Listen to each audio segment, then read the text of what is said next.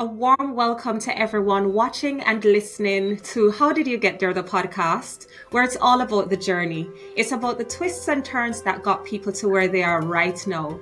And what a journey our next guest has been on.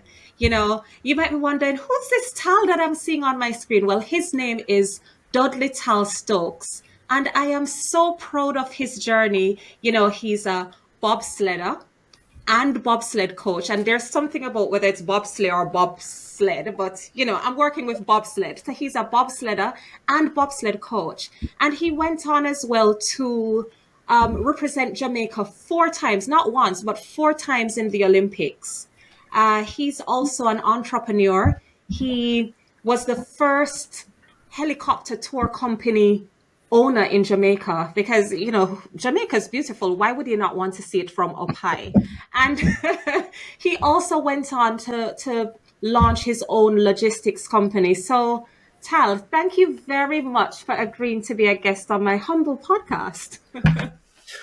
Congrats on your podcast, Phoebe. I'm sure if it is humble now, it won't be for long. Well, you know what? I have to just give you a massive shout out because I remember when I was conceptualizing this, I had some names on paper. And my sister always says to me, "What are you ambitious?" And I'm like, I really want to speak about that story because it's such a big part of our history, your story.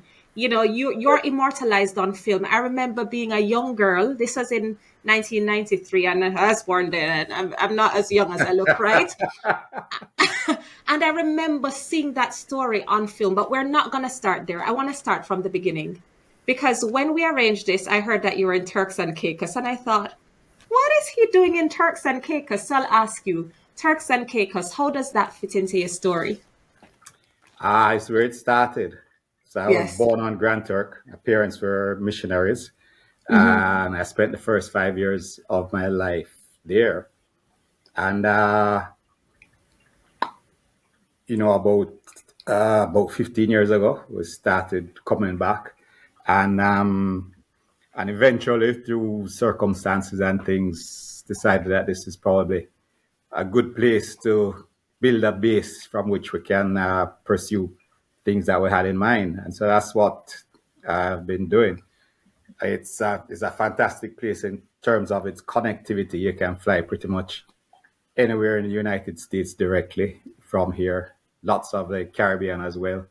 And great communications, relatively small distances, although it's getting tougher now. Yes. And it's great for people of the Turks and Caicos, and I'm trying to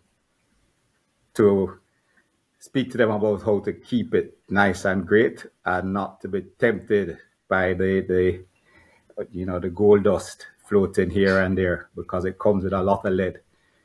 But oh wow. Strong words. The gold dust comes with a lot of lead. So you spent your first 5 years in the Turks and Caicos. I've never visited. Do you have any early memories of being a little boy, young Tal, in Turks?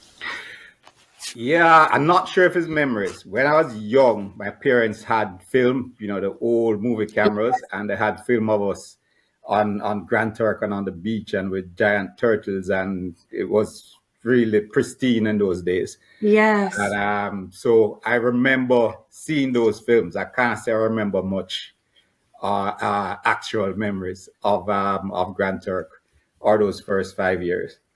Okay. So born in Turks and Caicos, then at 5 you came to Jamaica. I remember growing up and going to church every day of the week, practically. So as a child born to parents who are missionaries, what did that look like? Yeah, every day of the week and 3 or 4 times on Sunday. Yes. And then my mom would have a Sunday school in our home after all of that. So, I tell people that if I never set foot in a church again, I have more hours than most people. You've done your time. yeah. So I'm not worried about that. But growing up in what was a missionary family with parents from 2 very different backgrounds. My father was from a very poor background. My mother was solidly middle class. She decided to marry him. They went off in what was really an adventure. Going to the Turks and Yes. Caicos in those days was no joke. There's no electricity, no running water, very little medical facilities. So it really was missionary work. And they did that for 5 years and then went back to Galena in St. Mary on the north St. coast of Mary. Jamaica. Listen, Yeah. we didn't plan this because I am a St. Mary girl. So when you said Galenos, Really? Where are you from? so I was born in Port Maria and I Right. grew up in Highgate, but my family is actually from this little district that you probably never heard about called Brennard. So I'm a proper St. Mary Oh, girl, even though I spent a yeah. lot of time in Kingston as well. Yeah. So the Port Maria Baptist Church was the head church of my father's circuit. And Mm-hmm. he had Islington and Zion Hill everywhere. And I'm Zion Hill sure, Baptist Church, stop yeah, it. been in it many This is times. the church that my mother goes to tell. Stop it. Isn't You're that playing with right? me right Yeah, now. yeah. No, I've been there many times. So she would probably know Dudley Stokes. He's Oh, legendary in the area, Reverend Stokes. Yeah, okay. I'll ask around. yeah. So that was my youth. Lot of church. Yes. Um, but then once we weren't doing that, we were pretty much on our own. And when I think about what we used to do, walk for miles and miles, hours and hours in the mountains and in the bushes and so on. And nobody really to miss you, nobody following you. You just know you get home before dark, and all would be well. So that's really how I grew up. So it was, you know what? I think no, when I think about even me now, I think no more than ever, I value those beginnings Yeah, because the values that I have now, even though I kind of resented the church every day, it was a lot. It felt like a lot. But yeah, it is. I feel as though no, the person that I am today is definitely because of those values that were instilled really early on. Yeah, there's a grounding Yes. that gives you, and I guess you have to choose as you go through life what you do with it, but it gives you a certain sort of humility and Mm-hmm. appreciation for hardworking people that work with their hands, till the land, put on the Sunday Yes. best, go to church on Sunday. Um, they try to speak the best English. They're not that literate, maybe good at writing, but we give you the shirt off the back, and so they go about their entire life. And that gives you a grounding and a humility, I think, which you spend the rest of your life struggling with, because then the other influences come in and you can lose Mm-hmm. that very easily. But Yes. it's better to have it and lose it, because then it's easier to get it back To than get it to, back and to yeah, start from scratch. Yes, yeah, I then it's hard to learn when you're grown. yes, that is true. You can't Yeah, teach an old dog new tricks, can you? no, no, no. And so we've got young Tal, young Dudley, or Dudley Junior, since your dad was Dudley as well. And No, it's always Tal, it's a family you were thing. So always Tal. yeah, so we all have three names. I'm not sure where it started. I know it started in my parents' generation. I don't know how, but we all have three names.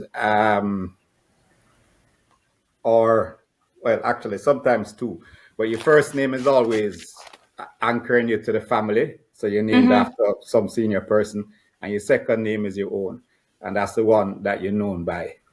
And we have sort of continued it in this generation. So Okay, I like that. So young Tal then, he's grounded because he's got those values that he got from his parents and from his upbringing. And then he seems to be somebody who loves football. So you're like most boys, you like kicking a ball. And the story is told about Tal who never quite made it on this football team. What happened then and how did that help to shape you? well, after about 10 years, a little less than 10 years, in Port Maria, we moved to Kingston, the big city, the Calabar High Mm-hmm. School, where my father was made the chaplain. And of course, huge sports school. Um, it is very, very, very central to the Calabar experience. So I had decided back in Galena that a couple of things. One, that I wasn't fast because my brother was faster than me. Later on, that would take a different complexion altogether. But two, I was hit by a cork ball on my big finger, Ooh, batting with cricket. a coconut bow bat. Right. So Mm-hmm. out of a book my grandma had given me for Christmas on cricket and playing cricket and all the correct things. But that cork ball on my thumb changed my mind. So football it was. I wasn't going to run. I wasn't going to bat. So I was playing football quite a bit. So I moved to Kingston, went to Calabar, and I went out for the codes team, which is the sort of medium team. It's not the most junior team, but the middling team in the school. And I was cut, and I went home. So my father was chaplain. We lived on the compound. It wasn't a far walk. So I went home and I was in the kitchen crying. And my mom came in and I said, "What are you crying about?" And I told her, "I didn't make the coach team." And she said, "Why didn't you make it?" And I said, "No, the coach didn't tell me. He just didn't call my name." So she grabbed a piece of paper and a pencil and she walked out the door. And she came back about half an hour later with about 16 points. And she said, Ooh. "That's why I didn't make the team." And yeah, so that's a life lesson. What And did that then teach you, though? no, that when you're faced with a problem, you need to analyze from several perspectives, including managing your own bias, and then you have to seek a solution. And in analyzing, you get as much information as you can. So she got from the coach all of his perspective. I had my own, of course, which I always prize highly and is usually worth the least. But so you learn that you have to break down those things, and then in a thing like football. So I'll tell you an insight that came to me out of that. A sport like football, and I looked at the stuff and tried to figure out how I was going to make the team. I realized that there was a general weakness in actually in the entire country at the time. It has improved significantly, but when I was in school, nobody headed the ball. Ball went in the air, people were going to wait for it drop. You had a few guys who were decent at it, but people did not like to head the ball. And so that was one of the areas I targeted, along with a couple of others. I headed the ball. I mean, I did. I hit the ball with my head thousands of times through the summer and so on, like, hundreds and hundreds of times each session. And just heading against a wall, different heights, different distances, just going and going and going until that became a core competence for me. And Yes. and was instrumental in all the football I played subsequently, including Yeah. when I played in England for the Army Academy, and the coach admitted that I was the best header of the ball on the field, which was especially with all these English guys who really pride themselves Oh, on yeah. it. That was a compliment, yes. There are three things that stood out to me based on what you said, right? And the three things for me were, you said there's something about valuing, about perspectives and having different perspectives, and you Yes. said that your perspective value the least. And I thought that was really interesting and really powerful. The second thing that really stood out for me, because I love an analogy, right? If Yeah. you think about playing football and the ball being in the air, it's almost as though you're going after it before somebody else. So you're thinking everybody Absolutely. is waiting on it to come down to you, but you're saying, you know what, I'm going to grab it in the air. And then the third thing that If really it's stood that out fine, for it me were is, great things. Yes. absolutely, the third thing that was really powerful for me in that is if you keep doing something and you're committed to doing it and doing it well, you're gonna be an expert at it, because that's how you develop your expertise. So, Yeah. It's not it's not without some recourse to talent. You have to have some basic things around you. Yes, But yes. the talent by itself is not going to go anywhere. And if you can identify the edge that you have, and in my case, it was the fact that people didn't want to head the ball. So that was sort of an environmental strength. If I could head the ball, But then, I was fairly tall and with a good jump. So I had some of the natural attributes, and then it was just a matter of doing it, doing it, doing it, doing it, doing it, doing it, doing it. And then developing the mindset in the game that if the ball came off the ground, I was going to get it regardless of what, who, where, when, how. And that kind of animal mindset is certainly what made a difference for me, made up for a lack of a lot of other talents. Yes. And you've also touched on it because you speak about being in the army from a football perspective, but you were in the JDF as a pilot. And, Yeah, my husband is also ex-military. He served in the UK. He was infantry. But there's a right. level of discipline that is required for you to be in the army and for you to fly a helicopter. That's like extreme sports. Like, who's gonna get up and say, let me just get up and fly this here helicopter in all kind of kinetic environments and different circumstances? It's not a leisure trip. Flying for the military is different. Yeah, What was that like for you? yeah.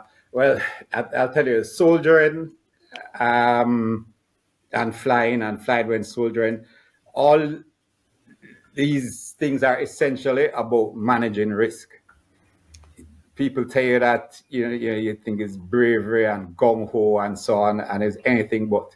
It's about understanding your risk, managing it the best that you can in order to accomplish the mission that you have. And and sometimes managing the risk doesn't mean that you're taking the risk out.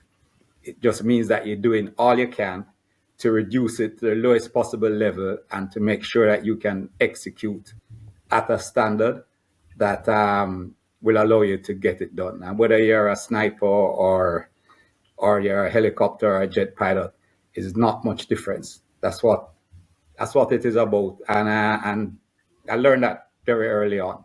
And so I went through sort of two indoctrinations. One was just being an infantry soldier, running up and down, walking around with deadly weapons, things that could change your life in an instant, that blow up and so on. So you had to learn how to manage that. And then being in situations where there were people who wanted to hurt you, and you had to deal with that. And then getting into an aeroplane is it will kill you all on by itself. Nobody else, it will kill you. And so you have to understand that and figure out. And when I say figure out, understand, because people obviously have done a lot of work on this to create the checklists and training and so on. You apply yourself, you master those things, and you improve your chances, and then you execute. Yeah. And then it was while you were in the army that you were introduced to this whole, I can't even wrap my mind around it, right? I've been doing some I've been doing some reading about the history of the bobsleigh. And apparently it started in Chamonix. It was meant to be done for leisure. And it was, here we've got the winter, we want to extend it. So let's just build this spot so that we can continue doing this thing beyond winter. It blows my mind. Yeah, And you're introduced to this, and somebody tells you, Jamaican man, average temperatures 32 degrees Celsius, beautiful blue skies, that you're gonna come out of the sunshine and go on the ice. And they've proposed this thing to you. What is the first thought that comes into your head? Because for me, it would be, oh, hell no. For me yeah, personally. yeah. This is one of the big misconceptions of bobsleigh. I have to explain all the time. So I was in the air wing. I was flying helicopters, a captain, and a guy named Ken Barnes was in charge of sport in the army. So Ken Barnes is John Barnes' father. If you're familiar with John Barnes, who is Jamaican and English, played for England. But this group of Americans who, for their own reasons, one of them wanted to go to an Olympic Games and march in an opening ceremony, and the other one wanted to make a movie from the start and wanted a sports story. And Oh, they, over time, had come up with this idea, George Fitch and William Maloney. And they went to Ken Barnes because they couldn't get athletes. So, they saw allegedly in a bar one night the 84 Olympic Games on TV and bobsleigh, and I said, yeah, that's a sport for Jamaica. Because you Ooh. see, you have to run and then you jump in and then it just goes down the ice. Of course, there were several misconceptions there, but that's another story. So they went to Ken Barnes and said, we need athletes. And I said, what you need? We need some fast guys. Okay. We need big, strong guys. Okay, okay. And, he was calling up and getting names, all the people on the JDF athletics team. Then they said, we need somebody with established hand-eye coordination, who is a fairly good athlete, to teach how to drive the bobsleigh. Yeah. And Ken said, yeah, man, That's where you come in. I know I a know a guy. guy who know a Right. guy. But he called my CEO, who called me. So the message I got didn't include any possibility of descent. What I got was an order to go and do this bobsleigh thing, and see how it works out. You've got to say yes, sir.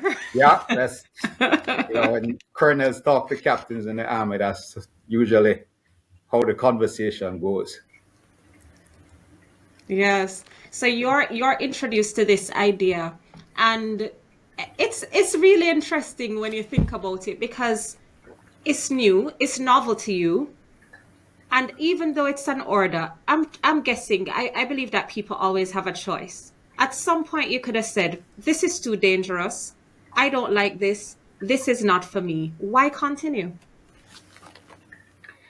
Yeah, you can do that. You can do that, Mm-hmm. but then it depends on the individual and your Mm-hmm. experiences. So all of us are unique in how we come about and how we built up, and that uniqueness of experience suits us for certain things. When I look at my own upbringing, it was sort of a preparation for bobsleigh. Mm-hmm. And it went through a physical preparation, it went through the mental preparation of soldiering, flying, and really acquiring the disciplines to stay within a framework. Mm-hmm. And so when I went into the sport, we knew it was going to be tough, and it was tough, and a lot of guys fell out. But there was a core of us who were intent on going on, and personally, I was intent on being the best that I could be, and to see where that would leave me in the rest of the world. Mm-hmm. And then what does preparation for the Olympics look like? Because I always consider the Olympics as being almost performing at the most elite level. It happens once every 4 years, except you went in 92 and 94. That's another story. But it happens once in 4 years. So you have people who, yes, you have people who have day jobs and also prepare for the Olympics. But you have people who dedicate those 4 years just to preparing. So what did that look like for you and the team? Yeah, well, much different for each game. So I went to 4 Olympic Games: 88, Uh-huh. 92, 94, 98. The 88 Games, I saw bobsleigh for the first time in October of 87. And in February, we were racing at the highest level. So that was not ideal preparation. Uh-huh. I can tell you. The 92 Games were not a lot better in terms of preparation. And in 94, we became really professional through a number of changes, Uh-huh. coming out of the 92 Games, going into 94, which was only 2 years. But by that, now I'd gained some experience and understanding in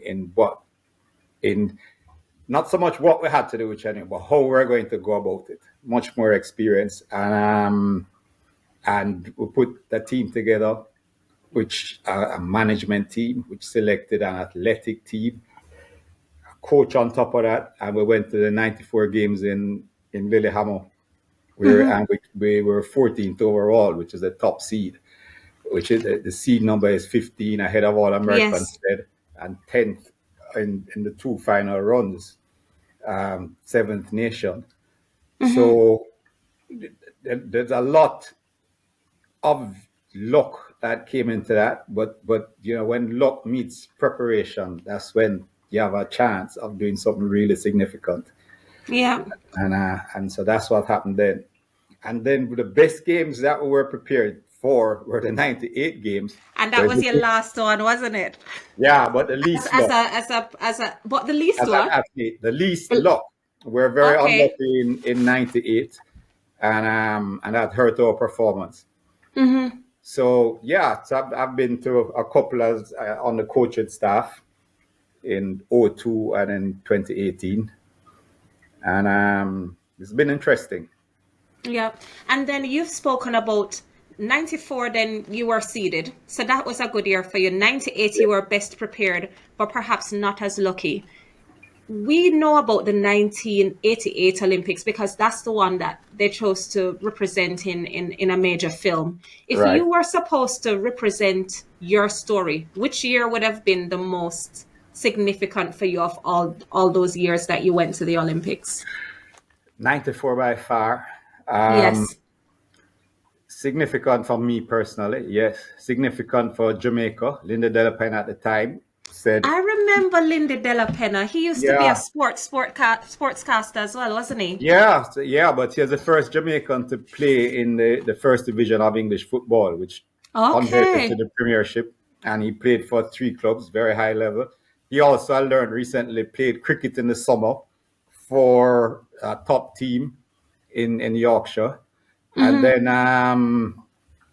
Mm-hmm. then he came back, retired, came to Jamaica and was a sportscaster as well as playing golf for Jamaica until he was well up. Anyway, Lindy was quite a character. I mean, I knew him that he was a character.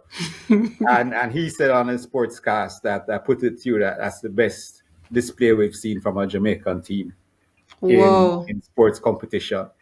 Yeah, Mm-hmm. this was '94, yeah. So this was before '98 qualifications for the World Cup, all that kind of stuff. I think that was a significant comment. But 30 years on, when I look back, so no black male driver has finished as well as I did in '94.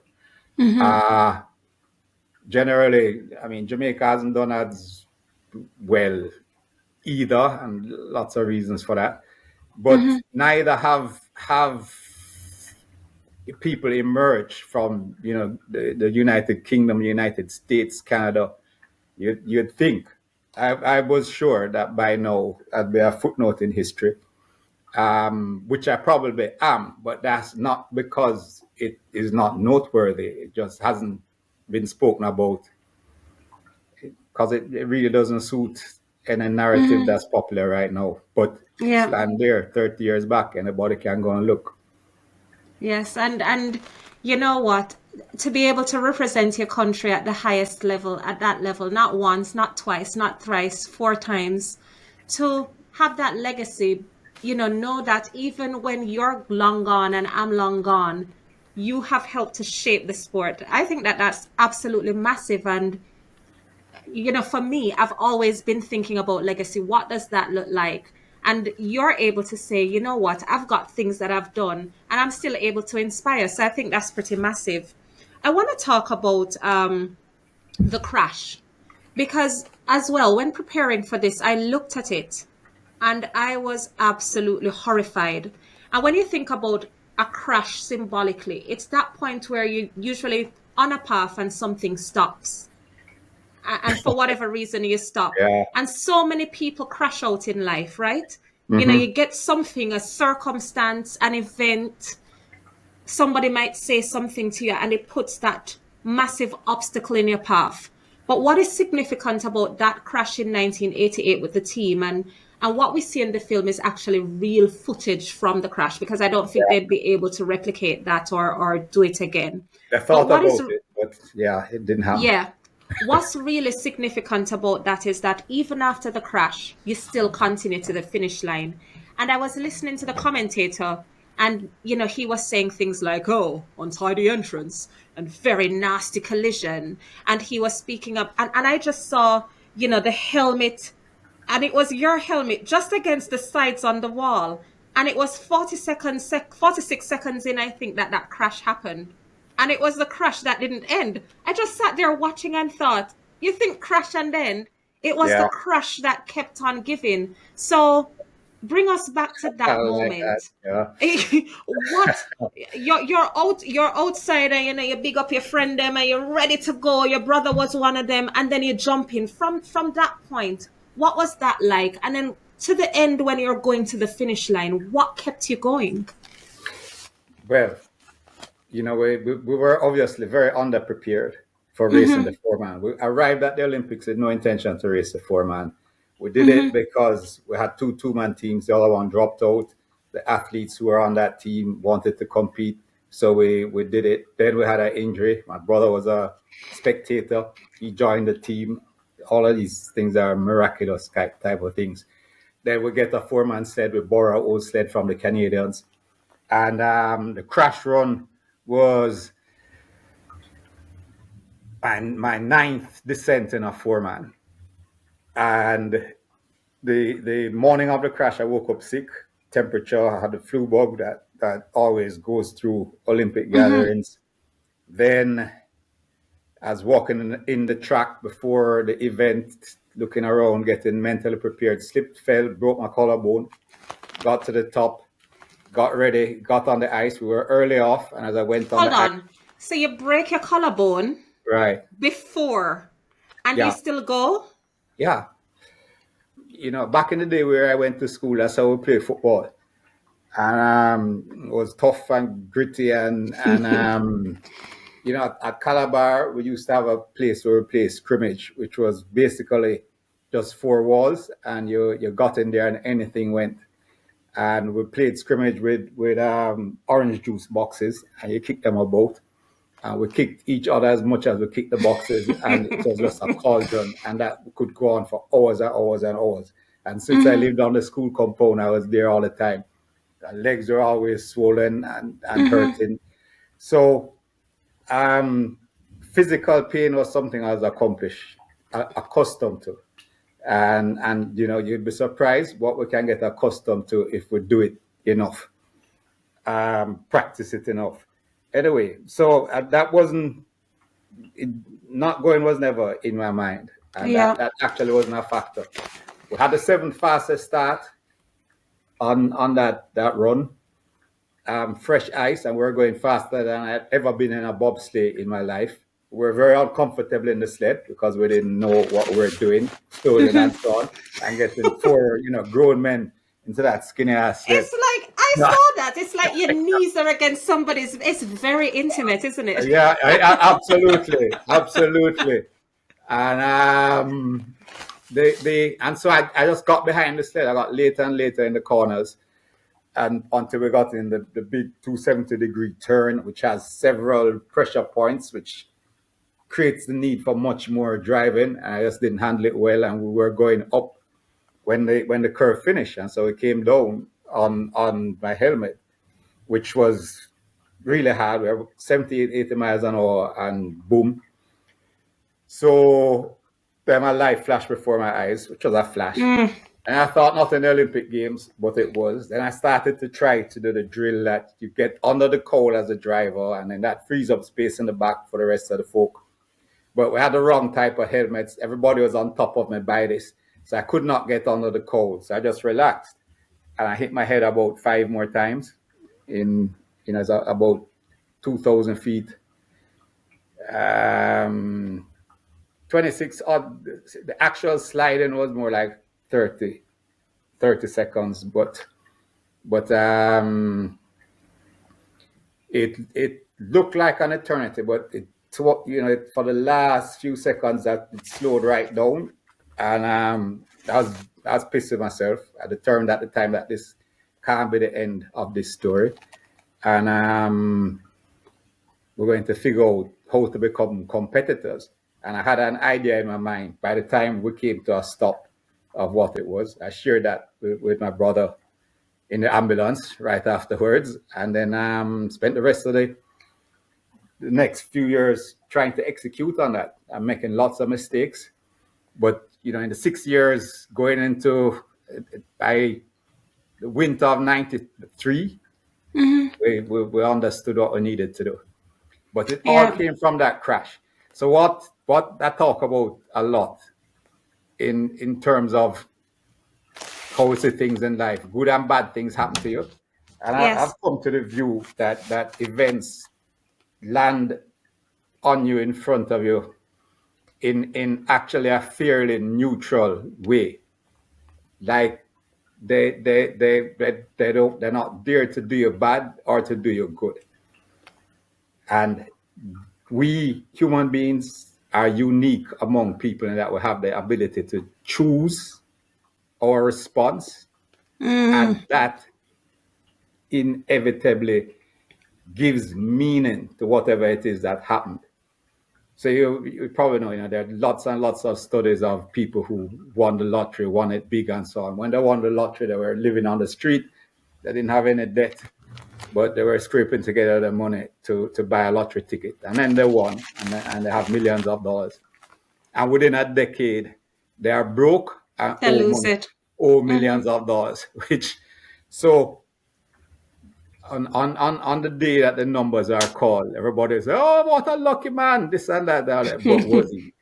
And it's the same way. It's that crash, actually was a real turning point in my life.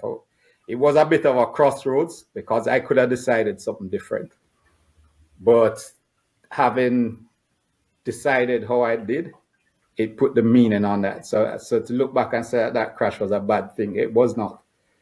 It has generated so much Yes. value and pleasure and experiences in people, and has become part of the human story.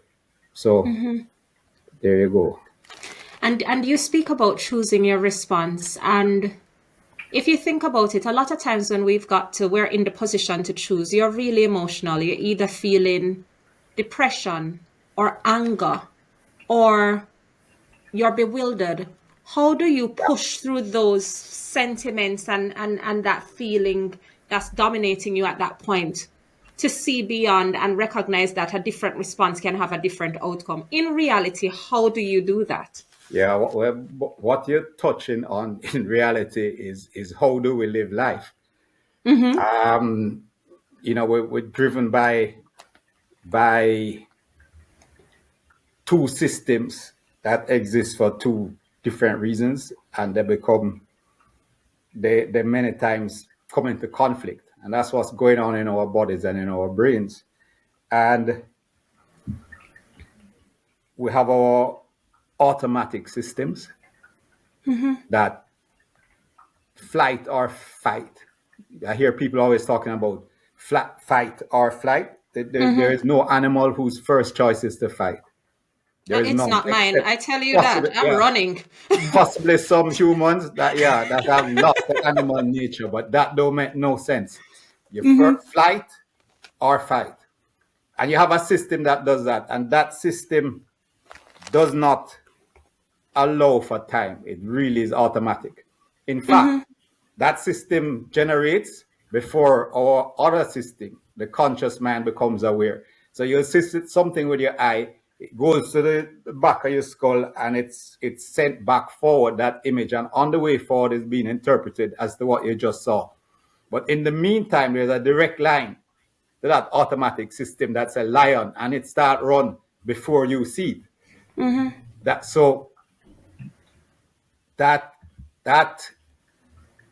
system exists, and then we have a conscious system.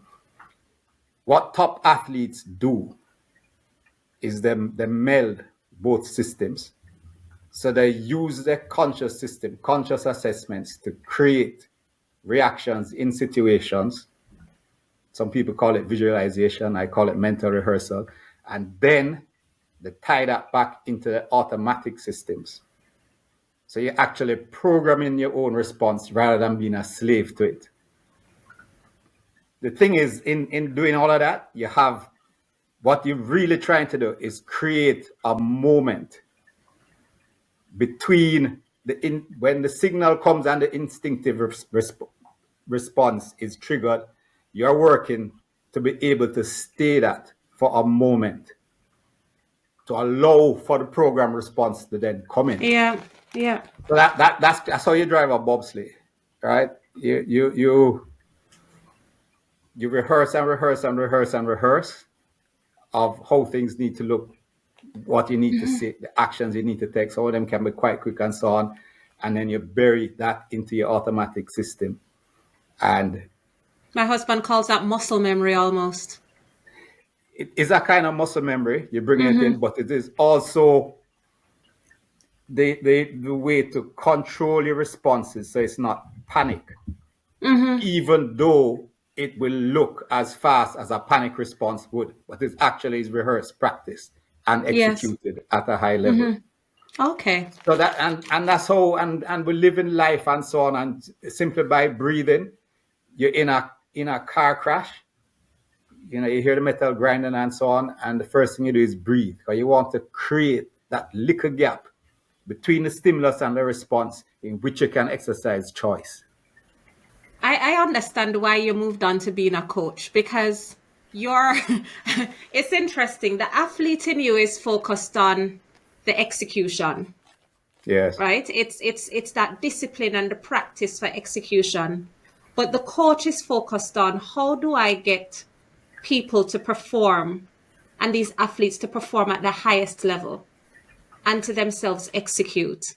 Right. And I saw you coaching me right there. I was like, okay, then Coach Tal came to the front. Yeah. That's fascinating. How did you make that transition then from being the person who is in front of everything? And you did get a lot of glory. You were in Times Magazine, you know, your stories on the silver screen. How did you make that transition from being the person who's in front and executing and being known to deliver, to being the person who's behind the scenes, but still very much wedded to that delivery that happens? And you mean now going from being an active athlete and so on to Yes. that's one of the most difficult transitions in people. And you know, people who are, you know, going out 2-3 times a week in front of 60,000 crowd playing and so on, and then it comes to an end. Is a devastating experience, and I don't think there's any other way to put it. I don't know of anybody who has just glided over that. And you know, it takes preparation. So I think you have to know that one day your time is going to come, and you start to try and consciously prepare yourself for that. Another thing that happens is that sometimes you get into such a difficult situation that you feel your time has come, and sometimes it hasn't, but sometimes it has, and you walk away. That is actually not any less painful. So I've done pretty much all of those things. The thing is to understand that the pain is transitory and necessary. You know, you have to be a little depressed. There is depression is a natural condition in the human being, right? As happiness is a natural condition in the human being. Chronic depression or chronic happiness, there is nothing natural about that. And if you get into either of those conditions, right, happiness kill, I think, if you started really counting and doing the research, as much people as depression has. Do you think anything in excess can be dangerous then? So excessive Absolutely. happiness, excessive depression, which is what makes it chronic almost. Yes, exactly. So is excess, is people who are constantly searching for the dopamine hit and the good feeling, and they're just living like that. Some people are naturally like that. I admit, I've seen a few, but many people exhaust themselves pursuing that and burn themselves out. And I don't look at any single state or any feeling as permanent. Everything is transitory, is passing, and it belongs for a while. So I'll sit down and I will cry, most often alone, and I have on occasion even taken liquor and so on, and then I go to sleep, and you wake up the next day, and the sun rise, which it's going to do inevitably, and whether you rise or not, the sun will. and then I try to laugh and so on, and then You set about finding a new purpose. Now, this is the key thing. A lot of athletes, and it tends to be the higher the level you are, the more it affects you, is that your purpose is athletics, and you don't have another purpose. It's never thought about. And suddenly, and you in a vacuum. What's your reason now for getting out of bed? So spending time to build your purpose and build your purpose beyond sport is one of the most important things. And the higher you achieve, higher achieving you are, is the more important that is. Yeah. And understanding that there is no smooth transition. When the day comes, you're going to feel bad. That's just it. Okay. I could talk to you forever, and I'm conscious of time, so but I'm still gonna steal some more of your time because Yeah, I not wanna bad. I wanna unpack love now, because here we have hot boy Tal now, young man. I saw the pictures, the four of you with your shirts off and the abs glistening. How Yeah. do you balance that professionalism, but also and competing at that high level, and also dedicating the time to the people in your life that you love, whether that be family, parents, family, siblings, friendships, love? How do you maintain that balance? Because when the lights stop flashing, really and truly, and that adulation from the fans go, what do you Yeah. truly have? So how do you ensure that you remain focused on the people that really matter when you're at that point in your career? Yeah. Well, it was a learning process. So, I did get married early. By the time Hmm. bobsleigh came around, I was in my second year, going into Hmm. my third year. Uh, and, it was, and I'm still married to the same person, Denise. Yes. But it's a journey again, and a learning process, and a matter of looking and reflecting in terms of our relationship, her and I. And it hasn't always been balanced as we've come down the time. I've spent a lot of time away, and we have three children, Hmm. all born in Olympic years, by the way, Whoa. 94 and 98. What were you doing this Yeah, summer? yeah, make up that what you will. So, uh, but there are some key things like by I always had the thought, because I've always ran kind of on a fine edge. People always thought as a joke who had been around the sport for a long time as we were coming up, and then in Jamaica, which way would it go? People think, what do people like you for? How is this race going to go? And I always had at the back of my mind that my mother will always love me. So Mm. regardless of the outcome, and then I extended that to my wife as we went through and we lived our own trials and tribulations and things hardened. But if you don't have somebody who is prepared to pick you up on after everybody else has walked away, then you're in a really tight place.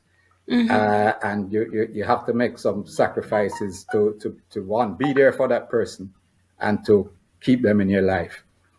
And the second thing I say is that with children coming along in my personal life, it really defined a lot of things for me. Yes. Um, I was not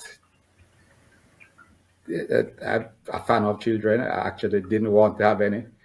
My wife is completely the opposite. We got married anyway with a tentative agreement that we wouldn't have any children.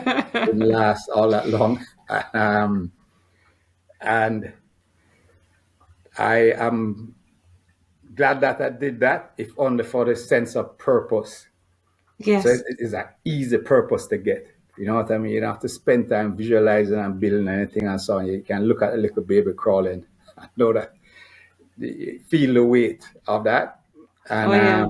then what story you're going to leave for them, and how you're going to bring them up so that they can contend with what they will meet in life.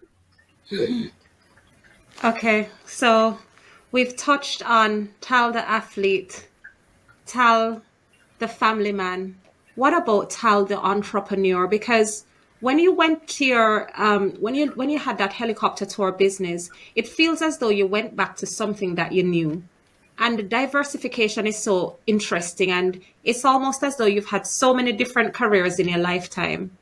How did you move to the helicopter tour and then after the logistics business? What pushed you to know that this is my niche and this is where I could find success? The Well, I'd always had a bit of a fascination in business, but I think what really got me thinking was in working on bobsleigh with William Maloney and George Fitch, because they're both outstanding entrepreneurs in their own right, and it was a lesson to me that people could have an idea, see it in their head, and create it on the paper, and then all the mechanisms that they use to raise money and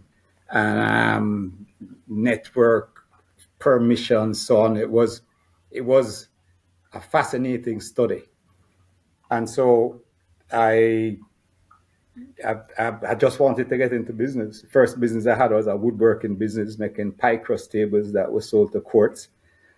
But similar to football and to heading the game, I was at a point at the time in Jamaica where I knew about helicopters and I wanted to do business. And that really hadn't come together in anybody up till then. And so we started, and we were able to put it together and to do it through.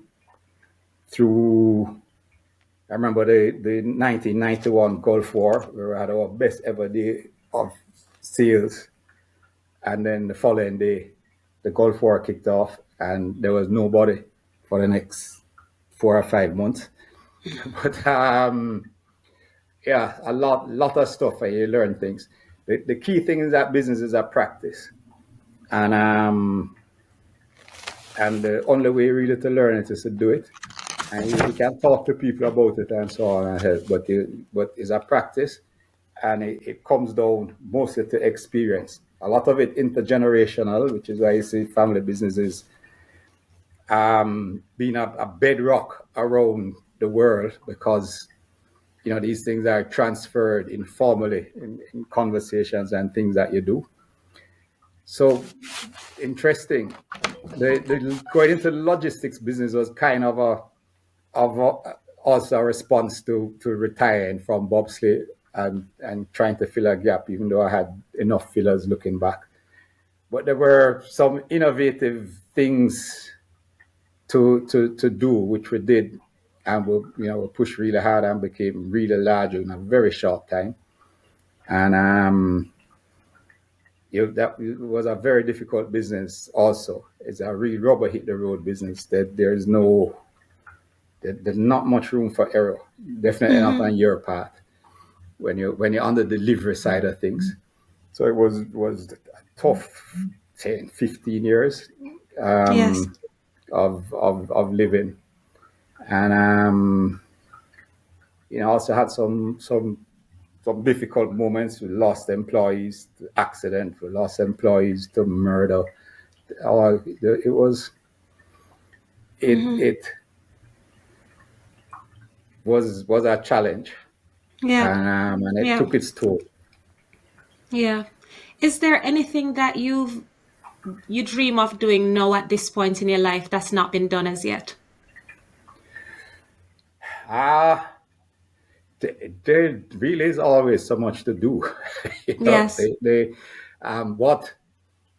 What fascinates me now is the focus on longevity, on health, and on living, and so on, which now is a massive business, but it has, I think there are niches in there which I can exploit, and Yes. they basically are around the around affordable and safe living for people who don't have the resources that other folk have.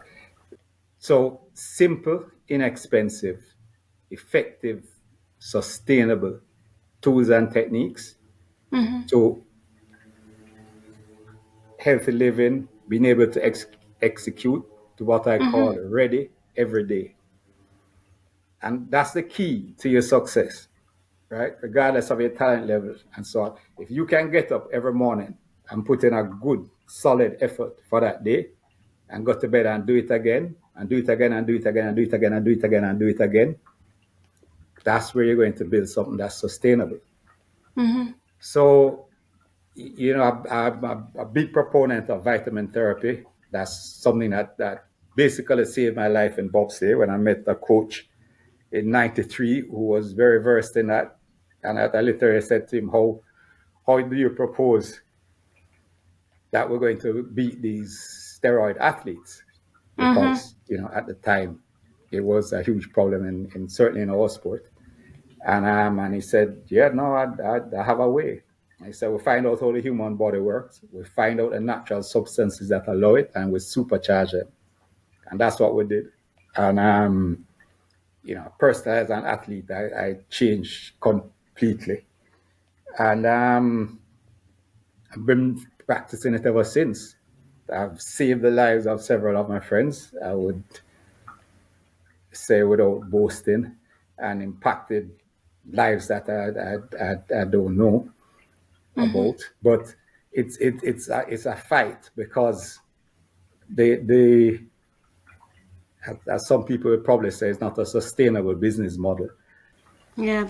What I'm hearing from you, you just seem so holistically whole. Forgive me for yeah, because your vision is just clear. You seem as though you have mantras that really work for you. You have a way of doing things that really work for you. And I don't think there's anything that you could possibly want to do that you'd never be able to do, because you're gonna just get up and go out there, whether it's on ice or in the sun, and you're gonna just do it. Finally, for me, I've been redefining success, and there are certain things that really come to the fore when I think about success, and I think about life-defining moments. If you're supposed to define what success means to you, so this is a two-part question. What is that? And secondly, you've had a really full life. What are those life-defining moments for you so far? Well, okay, so let me take your question on success. And this, I mean, I didn't invent this. This is another mantra, but it's very true. That is that success is not a destination. It is a journey. So we don't really have success at any point in the time. We up, down, in the middle, the level, things are going on. For me, my true measure of success is am I ready every day? Can I get up every day and go at this? Do I have a purpose that I understand and I can pursue? That is that for me is the journey. And then you have goals along that way, and you put a little stone here, you put a little thing over there, and you move on. Your children go to school and they graduate, that kind of stuff. But you're moving on, and it isn't finished. Still heavily involved in all my children's lives, and my eldest is your age. So How do you know how old I am? you mentioned the year you were born. So And my mother I think is 1 year as well. So you see, lots yeah, of right. similarities. So I didn't give it away. I just said Oh that. man. And here I was trying to pass for 20. But all That's right, let's keep it. going. Yeah, but you did very well. Yeah, no. So there's that journey that you have to be on, and for me, milestones growing up in Port Maria, the going to primary school and then to high school. I actually went to St. Mary High School in Highgate for a year. Did you not see me cheering for you? Is that right? Yeah. I think being around great athletes, and I tell you, Jimmy Adams, who played cricket for. Listen, he's on my wish list as well, Tal. Is So if he? you can hook me up, hook me up. I met him at Portmore Primary School when I was just a child. And I Yes. remember walking around the school with him hand in hand. Jimmy, if you're so-called managed to stumble across this, All right. So you find know, me, Jimmy, okay? right? Yeah. Yes, No, Jimmy. Dr. Adams was our family doctor. I used to actually Yes. have to fetch the tennis balls. Dr. Adams used to throw tennis balls at Jimmy and tell him, keep it down, keep it down. Every time he hit them, then I'd run around and bring them back to Dr. Adams and so on. So, but Jackie Pusey was at St. Mary High when I went there, and there are a host of athletes that were simply outstanding that just never came to anything. That's always been something that I wonder about what's happened to all these folk. But going to Calabar was a milestone because that was, Herb Mack was the track coach. So Herb McKinley. Herb McKinley. So I saw him pretty much every day of the school term. Yes. And I had a fantastic football coach named Alton McCoy. Just fantastic individuals that kind of come into your life at the right time and point you in a direction. The joining the army was huge. Yes. A complete U-turn.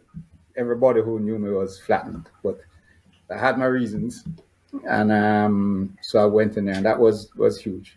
Going to Sandhurst again was quite an experience,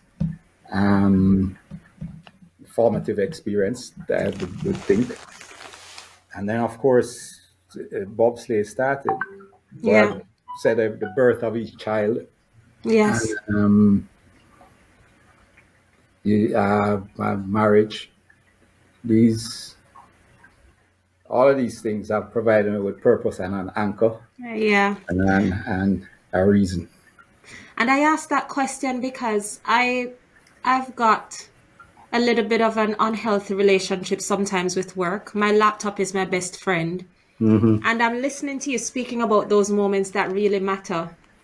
And you didn't say writing that email or doing that piece of that thing that was pushing paper. It's all about those experiences, the memories, the people. Those are the real moments that define the life that we live. And we really need to pour into those things, don't we? A little bit more. We do, and it takes effort because the automatic thing to do is a laptop. Right? Yes. Where And the social media. Yeah, that's where the automatic part of the brain take over. Yes. And you start scrolling and so on. Yeah, no, so your first fight in life and the only one you'll have for your entire life is with yourself. Yes. And that fight never stops. Yeah. And you have to whip yourself into shape every day, or yourself going to whip you into some kind of shape. Yeah. So. Well, you know what a powerful way to end this session. I want to say a massive thank you for sharing so much of yourself. You are such an inspiration. You should look at your life and absolutely smile, because in the years that you've been on this earth, you've done so much, you've accomplished so much, and you just seem, you're so warm, so warm. That's the best thing we can be. Like if somebody said, man, I met Tal. Man, he was horrible. No, that's not what I got from you. It was, what a kind, genuine, open, warm person. So I just want to say massive thank you for taking the time to have this conversation with me. If people want to continue to follow you, know about your journey, support you in any way, what does that look like? How do they stay connected? Well, X and Instagram. X? Yeah, well, I don't know if the man changed the name, but I don't remember still calling it Twitter. I don't know. Okay, X it is. X and LinkedIn with Dudley T. Stokes and Instagram, and also dudleystokes.com if you are interested. I do have, I'm in the final throes, and it's been quite an adventure of finishing up a book, which I hope is the definitive book about the Jamaica bobsleigh experience and so on. So it's very well researched. Not the credit I'll claim is being able to recognize and pick a good team. That's what I did, and they have produced this work, which I've had some input, and we expect in April that we'll bring it to market. But you'll see a lot more on the advertising of that. Give you all the best for your podcast. You've been Thank a you very much. wonderful, well prepared host, and I think you're onto something here. You know, keep going, and as you say, do look back, figure out, and Thank that's it. you. That's Okay. massive. Thank you very much. Let's You're say bye to welcome. the audience. Bye, bye, everyone.